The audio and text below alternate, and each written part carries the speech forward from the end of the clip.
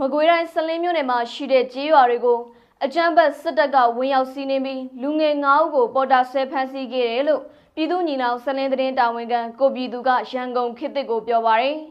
ပြီးခဲ့တဲ့အောက်တိုဘာလ16ရက်နေ့ကစလင်းမြို့နယ်မှာရှိတဲ့ကျက်သက်ကိုင်းရွာတောင်ဘက်ချမ်းအမိုက်ကျင်းမှာဘူးကွန်ကောင်းနေတဲ့အမျိုးသားတဦးကိုစစ်တပ်ကဖမ်းဆီးပြီးအဲ့ဒီနေ့မှာပဲစလင်းမြို့နယ်မှာရှိတဲ့တင်နကုန်းရွာကိုအကြမ်းဖက်စစ်တပ်ကဝင်ရောက်စီးနင်းက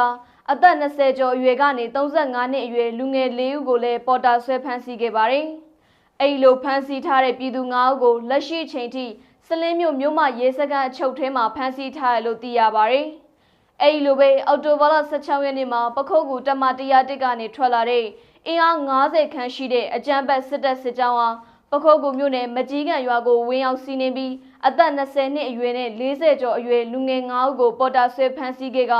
ပခုတ်ကူတမ101ကိုခေါ်ဆောင်သွားတယ်လို့ဒေသပြည်သူတွေကရန်ကုန်ခေတ်သစ်ကိုပြောပါရယ်။ဒါအပြင်ကျိုးပင်ကောင်မြို့နယ်နဲ့အုတ်ဖိုမြို့နယ်အဆက်ကိုရောက်ရှိနေတဲ့အကြမ်းဖက်စစ်တပ်စစ်ကြောင်းကလည်းအောက်တိုဘာလ10ရက်နေ့မှာကြေးရွာတွေကိုစစ်ကြောင်းထိုးပြီးရေငန်ရွာကပြည်သူ10ဦးတရတောရွာကပြည်သူ6ဦးနဲ့မအူတန်းရွာကပြည်သူတွေကိုဇက်တိုက်ပေါ်တာဆွဲဖမ်းဆီးသွားတယ်လို့သိရပါရယ်။စကိုင်းတိုင်းကမ်ဘလူမြို့နယ်မှာလည်းအောက်တိုဘာလ13ရက်နေ့ကရှေဘုံမြို့နယ်ဘက်ကနေတနိုင်းဘက်ကိုတက်လာတဲ့အန်စာတုံးကတစည်းပေါ်ကလူငယ်9ဦးကိုလည်းစပယ်နန္တာပြူစောတိစခန်းကအကြမ်းဖက်စစ်သားတွေကပေါ်တာဆွဲဖမ်းဆီးခဲ့လို့သိရပါတယ်ရှင်။